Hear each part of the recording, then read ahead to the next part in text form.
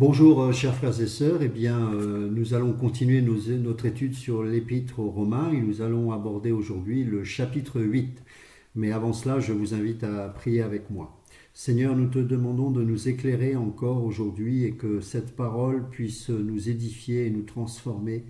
Merci parce que depuis que nous étudions cette épître par ta grâce et que ton esprit nous interpelle, nous parle, nous voyons combien tu nous as donné un merveilleux et si grand salut. Seigneur, nous voulons te rendre gloire. Aujourd'hui, nous voulons vraiment te dire un grand merci pour ce si beau et si grand et si merveilleux salut. Bénis mes frères et sœurs, tous ceux et celles qui verront ou entendront cet enseignement et que vraiment tous ensemble nous puissions nous réjouir de voir ton œuvre si merveilleuse pour nous. Que ton nom soit béni, Jésus. Amen. Alors nous allons commencer la lecture du chapitre 8, donc Romains chapitre 8, à partir du verset 1. Alors, pour vous décrire la situation, nous étions restés sur pratiquement un constat d'échec, même si je n'avais pas voulu finir sur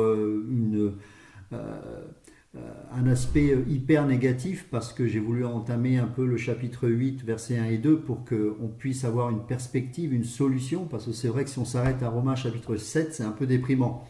Mais nous avons bien insisté sur le fait que dans Romains 7, Paul, quand il dit le mal que je ne veux pas faire, je le fais quand même, et le bien que je voudrais faire, je n'y parviens pas, je ne parviens pas à le faire, eh bien on voit que là il s'adresse, et il se prend pour exemple, il s'adresse aux chrétiens. Jusqu'à présent, lorsqu'il parlait, jusqu'au verset 13, je crois, il parlait au passé, sauf que là, au verset 13, il parle au présent. Et cela montre ainsi que lorsqu'on regarde ces versets, quand il dit « ce n'est plus moi qui agis ainsi, mais le péché qui habite en moi », il se cite en exemple et il parle de ce que le chrétien est à même à vivre dans ce combat qu'il y a entre la chair et l'esprit. Il va rajouter dans le livre aux Galates que les choses de la chair sont opposées aux choses de l'esprit et ils sont opposés afin que nous ne fassions pas ce que nous voulons. Sous-entendu, nous devons faire la volonté de Dieu au travers de l'Esprit de Dieu, de l'Esprit qui est en nous, mais crucifier notre chair, crucifier notre moi. Parce que le moi ici, ça veut dire l'ego. Mais bon, si on s'arrête à Romains 7, c'est vrai, c'est complètement déprimant parce qu'on voit que, ah oui, mais alors, il y a cette lutte, comment vais-je m'en sortir, comment vivre par l'esprit, etc. Et là, eh bien, on va étudier et lire en profondeur Romains chapitre 8 et nous allons voir que c'est merveilleux, que c'est extraordinaire, que c'est glorieux et que le Seigneur n'est pas là pour nous laisser en plan et dans une situation d'échec et une situation déprimante, mais au contraire, il nous donne la solution qui est absolument extraordinaire. Et je vous invite à lire cela avec moi. Verset 1, Romains 8, verset 1. Il n'y a donc maintenant aucune condamnation pour ceux qui sont en Jésus-Christ. Je rajoute, parce que c'est ce qui est rajouté également dans les textes majoritaires, qui ne vivent pas conformément à leur nature propre, mais conformément à l'esprit. Là, c'est important ce qui est rajouté parce qu'il est bien précisé que sous la chair, nous sommes, et dans notre nature, notre vieil homme qui est censé être crucifié, il y a la condamnation. Puisque dans l'énergie de notre chair, nous nous mettons non plus sous le régime de l'esprit, mais sous le régime de la loi. Et la loi nous dit, tu es coupable, la chair est coupable. Or, à partir du moment où nous mourrons nous crucifions notre chair, nous sommes déclarés morts à cette loi, eh bien, nous n'avons plus de compte à rendre à cette loi, bien évidemment, puisque nous sommes morts. Donc nous sommes sous le régime de l'esprit. Mais si nous revenons dans notre vieille nature, eh bien nous revenons à la condamnation. Donc il est important de préciser qu'il n'y a plus aucune condamnation pour ceux qui sont en Jésus-Christ, certes, mais pour ceux qui ne vivent non plus selon leur vieille nature, à leur nature propre, mais conformément à l'esprit de Dieu. Verset 2, en effet, la loi de l'esprit qui donne la vie en Jésus-Christ m'a libéré de la loi du péché et de la mort. C'est pas ta chair, ce n'est pas parce que tu as discipliné ta chair que tu as pu être dégagé et libéré de cette loi du péché et de la mort. Non, mais c'est parce que tu es devenu un enfant de Dieu, que tu es le Saint-Esprit et que l'Esprit qui est en toi te donne la vie, puisque c'est la vie de Jésus-Christ, la vie nouvelle, en grec c'est Zoé, qui nous parle de la vie de Dieu. Et c'est cette vie-là qui te libère totalement du péché et de la mort. Il est précisé ici que c'est la loi du péché et de la mort, c'est-à-dire, sous-entendu la loi, ici on pourrait le remplacer également par principe, c'est le principe qui opère dans notre vieille nature, le principe du péché de la mort, c'est-à-dire que tant que nous ne sommes pas morts en Christ, eh ben ce principe actif du péché de la mort sera toujours agissant en nous.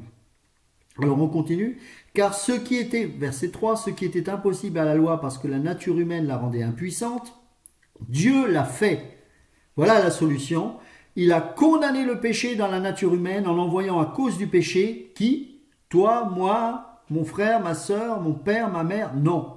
Son propre fils, pour ceux qui disent que Dieu n'a pas de fils, son propre fils, dans une nature semblable à celle de l'homme, parce qu'il fallait que ce soit un homme qui prenne la condamnation, puisque c'est Adam qui a péché, donc il était normal que ce soit un homme qui prenne cette condamnation. Mais quel homme pouvait satisfaire la justice de Dieu, si ce n'est Dieu lui-même, fait homme, bien sûr. Donc, en envoyant à cause du péché son propre fils dans une nature semblable à celle de l'homme pécheur. Ainsi, il n'a pas péché, mais il a eu une nature semblable à nous, qui sommes pécheurs, effectivement. Ainsi, la justice réclamée par la loi est accomplie en nous qui vivons, non conformément à notre nature propre, mais conformément à l'esprit. D'accord ? C'est important.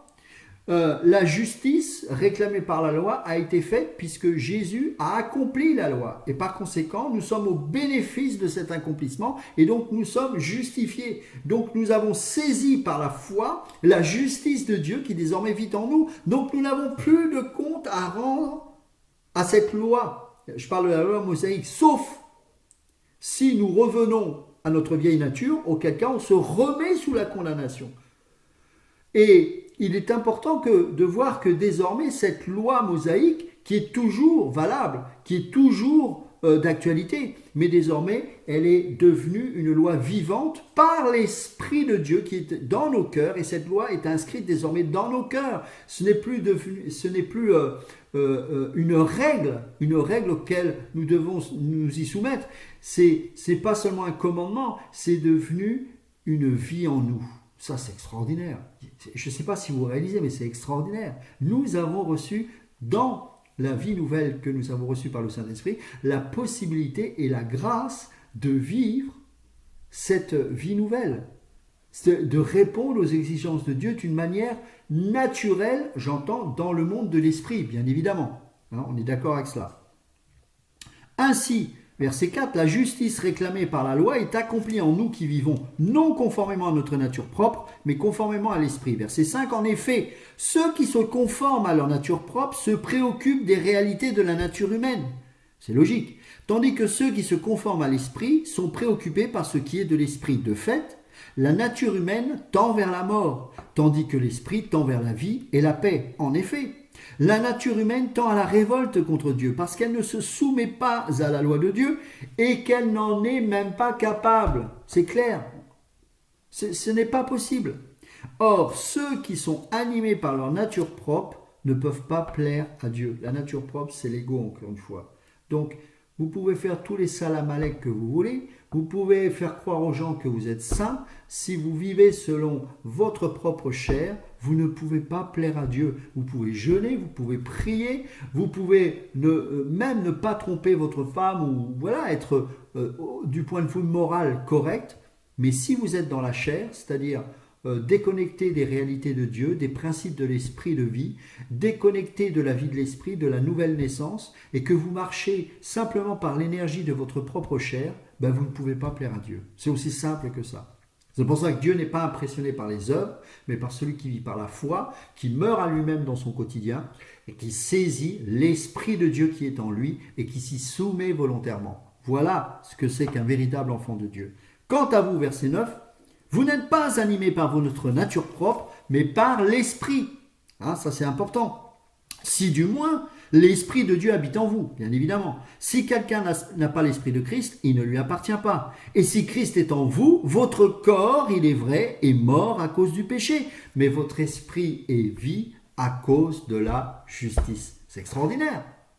Quelle espérance, quelle gloire, quelle puissance nous avons reçue d'être libérés totalement de la loi et de pouvoir obéir au commandement de Dieu, non pas par principe, mais parce que c'est une vie qui est en nous.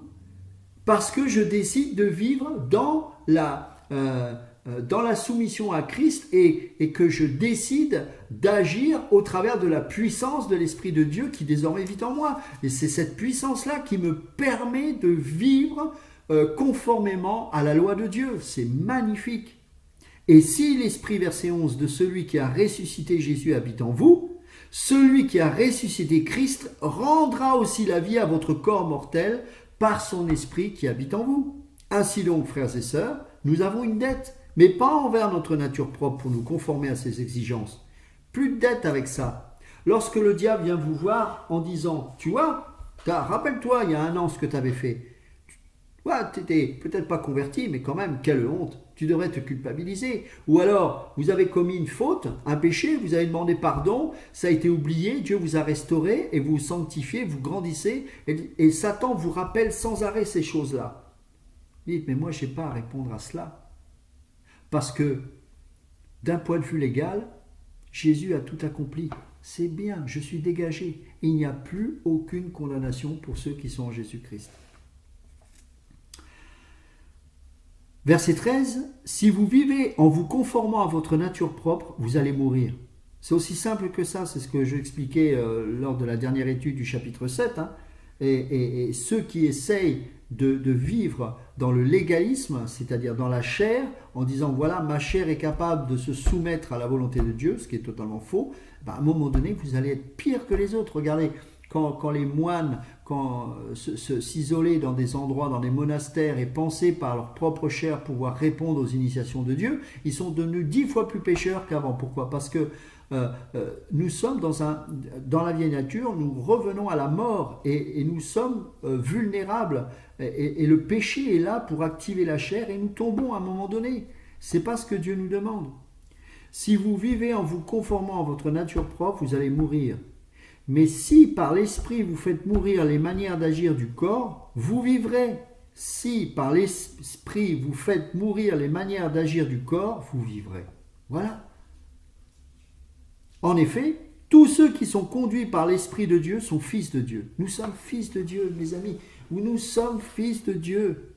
Et vous n'avez pas reçu un esprit d'esclavage pour être encore dans la crainte, mais vous avez reçu un esprit d'adoption par lequel nous crions « Abba Père ». L'Esprit lui-même rend témoignage à notre esprit que nous sommes enfants de Dieu. Pourquoi Paul utilise ici le mot d'adoption ? C'est très important parce que chez les Romains, l'adoption, c'était quelque chose de très important. Parce que dans l'Antiquité, l'adoption était une pratique courante. Et dans la loi romaine, on reconnaissait 2 types d'adoption. La première, en latin, c'est adrogatio. Adrogatio, A-D-R-O-G-A-T-I-O. Et c'était l'adoption par laquelle un homme et toutes les personnes placées sous son autorité étaient adoptées dans une autre famille que la sienne. Et donc, c'était assez couramment pratiqué. Très souvent, vous aviez par exemple une personne qui n'avait plus d'enfants, ses enfants étaient morts, et il était en train de vieillir, eh bien, il pouvait même adopter dans une autre famille, si bien sûr cela était possible, mais un homme, même ça peut être un adulte, et le but c'était bien sûr que cet homme-là puisse s'occuper de son nouveau papa quelque part, de cet homme qui allait vieillissant et qui avait besoin certainement d'être soutenu, d'être entretenu, d'être gardé, nourri, soigné, etc. Donc c'était un deal.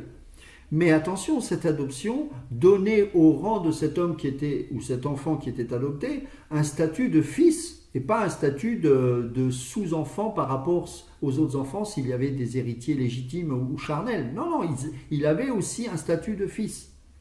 Donc, l'adrogatio, A-D-R-O-G-A-T-I-O, c'est un type d'adoption par lequel un homme et toutes les personnes placées sous l'autorité de cette personne étaient adoptées dans une autre famille. Et il y avait un autre statut qu'on appelait l'adoptio, A-D-O-P-T-I-O, où seul un individu était adopté dans une famille.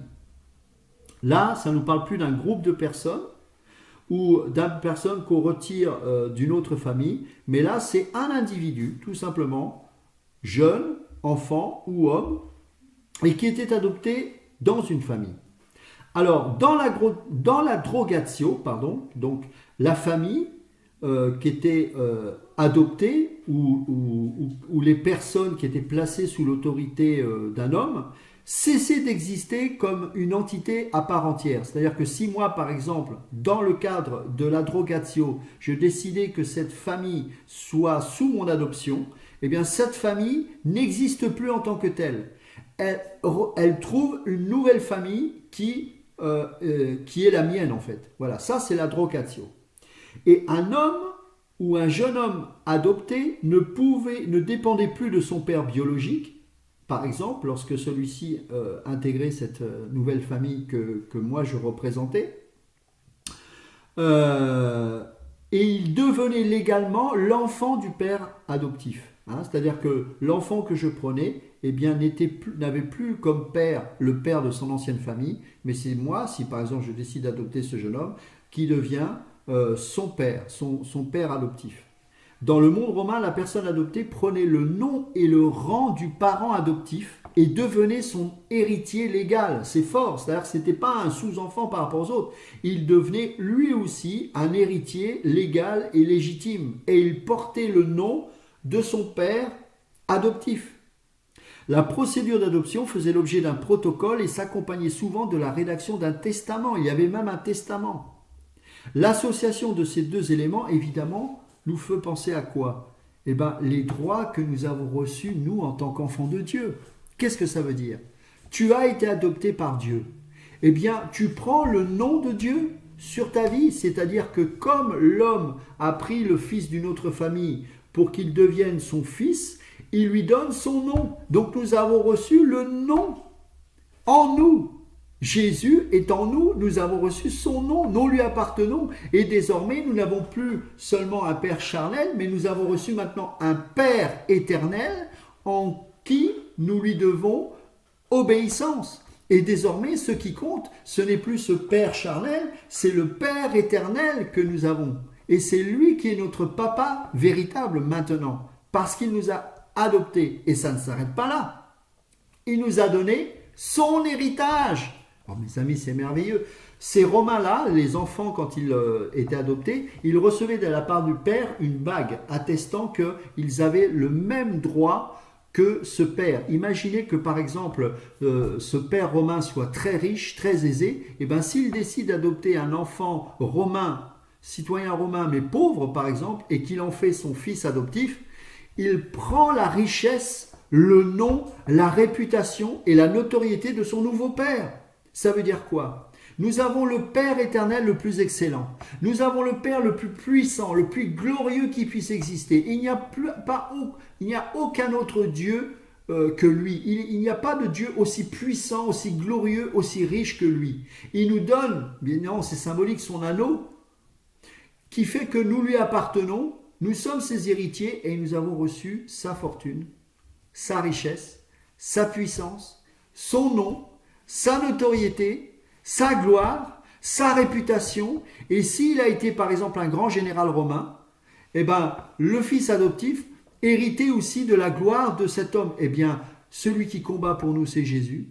C'est Dieu, notre grand guerrier, notre grand combattant, notre grand victorieux. Jésus a tout accompli à la croix. Il est victorieux. Eh bien, nous sommes au bénéfice de cela. Mes amis, il n'y a rien à rajouter. Ça ne sert à rien de pleurnicher. Ouais, je ne comprends pas, j'ai encore des luttes. Bien, on en aura toujours parce que la chair, comme je disais lors de l'étude de Romains 7, elle est là pour essayer de redire « je veux réclamer à nouveau ma vie, je veux vivre ». Et donc, c'est ce combat-là. et qu'on doit mener dans la victoire en disant non, tu as été crucifié à la croix. Je meurs à mes intérêts, je meurs à mes désirs charnels et je saisis par la foi la vie de l'Esprit de Christ qui est en moi. Je peux dire Abba Père, je peux saisir l'héritage céleste que j'ai reçu de Dieu et j'avance pour le royaume. C'est comme ça qu'on doit vivre. L'Esprit, verset 16, lui-même rend témoignage à notre esprit que nous sommes enfants de Dieu. Comment tu le sais que tu es enfant de Dieu et que tu es cet enfant adopté qui a reçu l'héritage de ton nouveau Père céleste? Bien sûr, ce n'est pas une bague, tu n'as pas reçu une bague, mais c'est l'Esprit qui est le gage de notre héritage, c'est le sceau qui atteste que nous lui appartenons. Le Saint-Esprit, c'est le tampon qui valide. Celui-ci est mon fils, mon enfant bien-aimé. Ah, mais ça, c'est extraordinaire.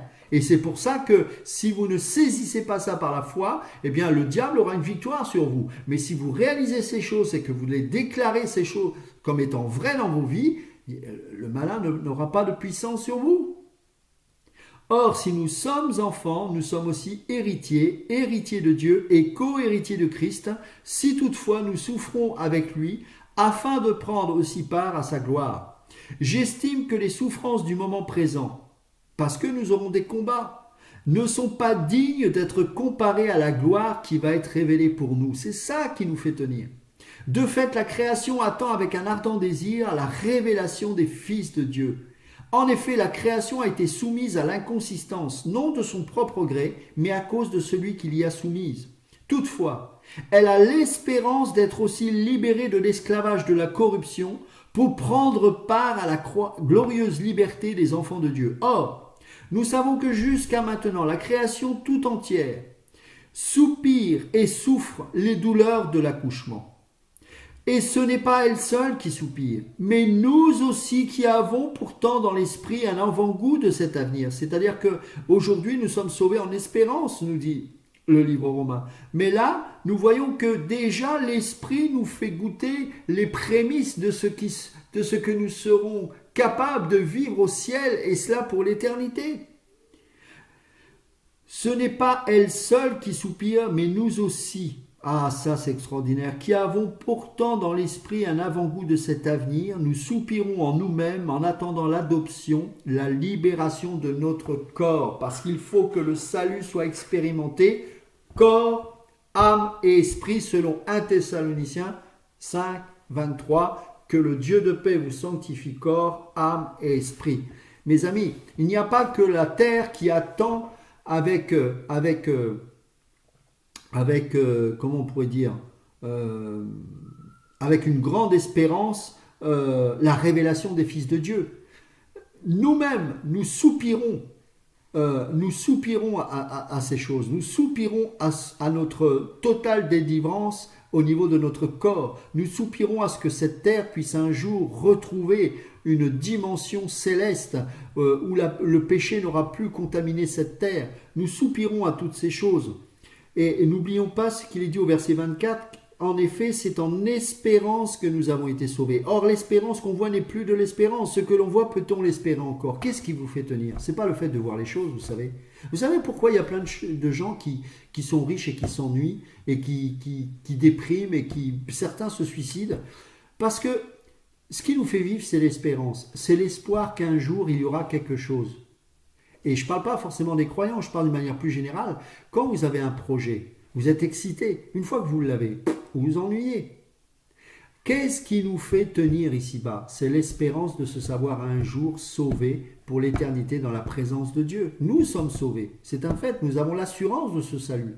Mais c'est en espérance, pourquoi? Parce que tant qu'il y aura encore ce corps charnel sur cette terre, ce salut ne sera pas expérimenté totalement, puisqu'il faut que nous soyons aussi ressuscités de corps, que nous ayons un corps glorifié. Et il faut aussi que, parce que tant que nous avons cette enveloppe charnelle, il y aura toujours ce combat en nous. Mais à partir du moment où nous serons délivrés de cela, avec un corps glorifié, il n'y aura plus ces luttes, il n'y aura plus ces combats à mener, il n'y aura plus cette foi même à adopter, puisque nous serons dans la présence même de Dieu. Et cette espérance, c'est ce qui nous fait tenir. Si sans arrêt nous cherchons à voir Dieu dans notre quotidien, mais même physiquement, et à un moment donné, ça ne va pas aller parce que la foi, elle doit être motivée par l'espérance de savoir que, oh Seigneur, un jour, je serai avec toi, et cela pour l'éternité. En effet, c'est en espérance que nous avons été sauvés. Or, l'espérance qu'on voit n'est plus de l'espérance. Ce que l'on voit, peut-on l'espérer encore? Mais si nous espérons ce que nous ne voyons pas, nous l'attendons avec persévérance. Je voudrais qu'on aille dans 1 Corinthiens chapitre 15 et qu'on puisse lire ce passage qui nous parle de la résurrection des corps. Et c'est quelque chose, Paul en parlait souvent, c'est quelque chose d'important. Verset 50. Ce que je veux dire, frères et sœurs, c'est que notre nature actuelle ne peut pas hériter du royaume de Dieu et que ce qui est corruptible n'hérite pas non plus de l'incorruptibilité. Voici, je vous dis un mystère, nous ne mourrons pas tous, mais tous nous serons transformés. Tous nous serons transformés en un instant, en un clin d'œil au son de la dernière trompette. La trompette sonnera, alors les morts ressusciteront incorruptibles et nous serons transformés. Il faut en effet que ce corps corruptible revête l'incorruptibilité et que ce corps mortel revête l'immortalité. Lorsque ce corps corruptible aura revêtu l'incorruptibilité et que ce corps mortel aura revêtu l'immortalité, alors s'accomplira cette parole de l'Écriture, la mort a été engloutie dans la victoire. Alléluia! Mort, où est ton aiguillon? Enfer, où est ta victoire? L'aiguillon de la mort, c'est le péché. Et ce qui donne sa puissance au péché, c'est la loi. Mais que Dieu soit remercié, lui qui nous donne la victoire par notre Seigneur Jésus-Christ. Alléluia. Ainsi, mes frères et sœurs bien-aimés, soyez fermes, inébranlables, travaillez de mieux en mieux à l'œuvre du Seigneur, sachant que votre travail n'est pas sans résultat dans le Seigneur. C'est magnifique de savoir que nous allons un jour ressusciter aussi de corps. Et ça, c'est glorieux. Et nous devons tenir dans cette espérance que bientôt notre enveloppe charnelle disparaîtra au profit d'un corps glorifié, un corps qui sera totalement détaché de cette terre et nous pourrons louer Dieu pour l'éternité dans sa sainte présence. C'est ça qui nous motive, c'est ça qui nous anime, c'est ça notre espérance. C'est pas d'avoir une belle maison ici-bas. De même, verset 26, l'Esprit aussi nous vient en aide dans notre faiblesse. C'est-à-dire que quand tu es dans la faiblesse, eh bien tu peux t'appuyer parce que tu es dans ta nouvelle nature sur l'Esprit de Dieu qui va même prier en toi, à travers toi et au travers de toi. L'Esprit aussi nous vient en aide dans notre faiblesse. En effet, nous ne savons pas ce qu'il convient de demander dans nos prières, mais l'Esprit lui-même intercède pour nous par des soupirs que les mots ne peuvent exprimer. C'est glorieux. Un langage céleste qui sort de notre corps, qui sort de notre être, tout entier, parce que l'Esprit qui est en nous intercède. Et nous laissons cet Esprit se manifester pour que ces prières-là viennent au trône de Dieu. Vous savez, il y a des gens, j'écoutais un jour, c'était un frère que je connaissais qui me partageait ce témoignage. Il disait, moi ma mère, quand elle priait, elle parlait en langue et tout, et puis quand je voulais lui demander, parce que je partais à l'école, j'avais besoin de quelque chose, elle m'insultait, elle disait, tu vois pas, je suis en train de prier. Ce que je voudrais dire à cette femme, c'est que si elle voit cette vidéo, qu'elle se pose des questions sur la nature de son parler en langue, parce que si elle priait en parlant en langue, soi-disant parce que c'était des soupirs inexprimables et que dans la foulée, alors que son fils lui demandait peut-être son cartable, elle s'était mise à l'insulter, je crois que ce parler n'était peut-être pas divin ou alors il y a un sacré problème. Ce que je veux dire par là, c'est que les soupirs inexprimables, c'est pas les colochos machin.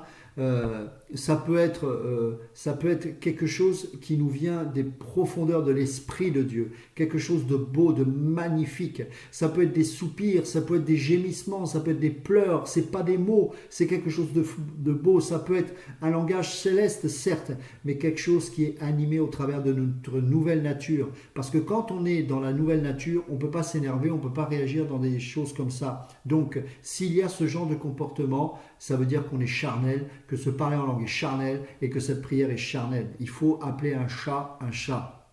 C'est pour que nous soyons vraiment conscients de ce que c'est que les soupirs inexprimables. Ça ne vient de notre nouvelle nature et pas de notre ancienne. Donc si ça vient de notre nouvelle nature, il y a les fruits de l'esprit qui se manifestent. Il y a un comportement. Voilà, donc nous continuons la deuxième partie de Romains 8. Excusez-moi pour cette coupure. Donc, je disais dans Romains 8, au verset, oui, que la prière est quelque chose qui nous vient au plus profond de notre être, parce que c'est l'esprit en nous, l'esprit de Dieu qui intercède. Hein, donc c'est vraiment important de saisir que cela n'est possible qu'au travers de notre nouvelle naissance, et pas de notre vieil homme, bien évidemment. Donc, je reprends le verset 26. De même, l'esprit aussi nous vient en aide dans notre faiblesse. En effet, nous ne savons pas ce qu'il convient de demander dans nos prières, mais l'Esprit lui-même intercède pour nous par des soupirs que les mots ne peuvent exprimer. Et Dieu qui examine les cœurs sait quelle est la pensée de l'Esprit, parce que c'est en accord avec lui qu'il intercède en faveur des saints. Du reste, nous savons que tout contribue au bien de ceux qui aiment Dieu, de ceux qui sont appelés conformément à son plan. En effet, ceux qu'il a connus d'avance, il les a aussi prédestinés à devenir conformes à l'image de son Fils, afin que celui-ci soit le premier-né d'un grand nombre de frères. Qu'est-ce que ça veut dire ? Qu'est-ce que ça veut dire que toute chose concourt au bien de ceux qui aiment Dieu? Ça ne veut pas dire « Ah, j'aime Dieu, donc tout est bon pour moi, Dieu va faire de grandes choses ». Non, c'est pas cela. C'est ceux qui aiment Dieu, c'est ceux qui le servent et ceux qui vivent dans cette nouvelle nature. Et donc, là, le fait d'être prédestiné à devenir conforme à l'image de son Fils, c'est que tant que vous restez dans la nouvelle nature, dans l'esprit, dans l'obéissance au Seigneur, le Seigneur, eh bien, il fera tout pour que vous soyez conforme à l'image de son propre Fils. Et c'est ça. Et souvent, on ne comprend pas ça. Pourquoi je passe par telle épreuve dans ma vie? Pourquoi ceci? Pourquoi cela? Alors que je suis né de nouveau, que je fais tout pour vivre dans l'esprit, etc., etc. Mais justement, c'est dans le plan de Dieu. La mise à l'épreuve de votre foi produit la patience pour que tu sois l'œuvre parfaite de Dieu, pour que tu sois parfait, accompli, c'est-à-dire que tu sois à l'image du Fils de Dieu, à l'image de Jésus. Et toute cette vie sur terre va aller dans ce sens. Le Seigneur ira au bout de ce qu'il est en train de faire de toi. Mais pour cela, il faut être dans l'esprit et dans notre nouvelle nature. Ceux qu'il a prédestinés, verset 30, il les a aussi appelés. Ceux qu'il a appelés, il les a aussi déclarés justes. Et ceux qu'il a déclarés justes, il leur a aussi accordé la gloire. C'est merveilleux. Le nombre de fois où Paul, dans les épîtres, nous parle de la gloire de Dieu, que nous sommes appelés à vivre sa gloire. C'est extraordinaire ce mot-là, la gloire de Dieu. Il nous a non seulement prédestinés à vivre à l'image, de manière à ce que nous soyons un jour à l'image de son Fils, c'est-à-dire qu'il va nous perfectionner en nous, il va nous changer, nous transformer pour que nous le ressemblions, mais pour que nous soyons glorifiés. C'est magnifique. Verset 31, que dirons-nous donc de plus? Si Dieu est pour nous, qui sera contre nous? Évidemment, dans cette dimension-là, qu'est-ce que vous voulez trembler devant des démons? Ça n'a pas de sens. Lui qui n'a pas épargné son propre Fils, mais l'a donné pour nous tous, comment ne nous accorderait-il pas aussi tout avec lui? Qui accusera ce que Dieu a choisi? Évidemment, quand on est dans cette dimension-là, comment croire les accusations de l'ennemi après ce que Jésus a accompli pour nous? C'est pas possible, c'est pas possible. Qui accusera ceux que Dieu a choisis? C'est Dieu qui les déclare justes. Qui les condamnera? Jésus-Christ est mort, bien plus. Il est ressuscité, il est à la droite de Dieu et il intercède pour nous. Qui nous séparera de l'amour de Christ?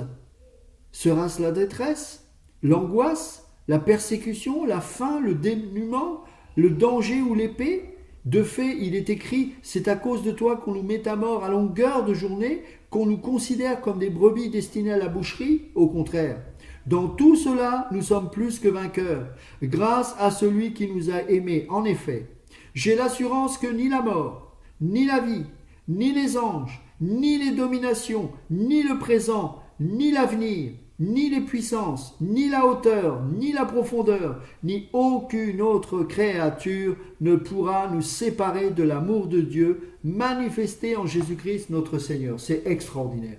Nous sommes restés au Romains chapitre 7 dans une situation d'échec total, une lutte terrible entre la vie de l'esprit et la vie de la chair. Et si on restait sur ce constat en disant le mal que je ne veux pas faire, je le fais quand même, etc. Mais qui me délivrera de ce corps de mort, dira Paul. Et là, Romains chapitre 8, la solution. Voilà, la vie de l'esprit, sachant que Jésus a fait de nous son héritier. Notre Père céleste nous a gagés par son esprit. Il nous a attesté que c'est lui maintenant notre Père. Nous sommes héritiers. Nous avons la puissance. Nous allons régner un jour dans la gloire. Nous avons l'Esprit en nous qui intercède. Nous pouvons lui prier. Et nous ne sommes plus sous l'accusation parce que nous sommes non plus dans la chair ancienne, mais dans un régime de vie nouvelle, dans le Saint-Esprit, qui fait que, dans cette vie de l'Esprit, nous sommes dans l'accomplissement total de Dieu. Il n'y a rien à rajouter. Donc on est heureux, donc on est libre, donc on n'est plus sous l'accusation et par conséquent, nous ne sommes plus dans la crainte en disant « Ah, je suis en prison. Ah, si tu es en prison à cause de ta foi, loue Dieu. » Évidemment, si tu es en prison parce que tu as magouillé, ça c'est une autre chose. Repens-toi et tourne-toi vers lui. Mais si vraiment nous avons des combats, c'est normal qu'on ait des combats. Mais il n'est pas normal de trembler comme une petite fille, sachant que nous avons reçu un Père extraordinaire, que nous avons reçu l'Esprit de Jésus qui est en nous, qui intercède lorsque ça ne va pas, lorsqu'on n'a plus les mots. Eh bien, l'Esprit est là et c'est lui qui nous donne la grâce, la possibilité de vivre sous la grâce. Il n'y a plus aucune condamnation, nous ne sommes plus sous l'accusation, c'est réglé. Reçois cette vie nouvelle, sois dans la paix, sois dans la joie, meurs à tes intérêts égoïstes et personnels et laisse la vie nouvelle s'exprimer en toi au travers de ton obéissance au commandement de Dieu, à la parole de Dieu, à la vie de Dieu. Et saisis par la foi l'Esprit Saint qui est en toi et qui te permet de surmonter tes épreuves. Sois béni au nom puissant de Jésus. Et à bientôt pour l'étude de l'Épître aux Romains chapitre 9. Que Dieu vous bénisse.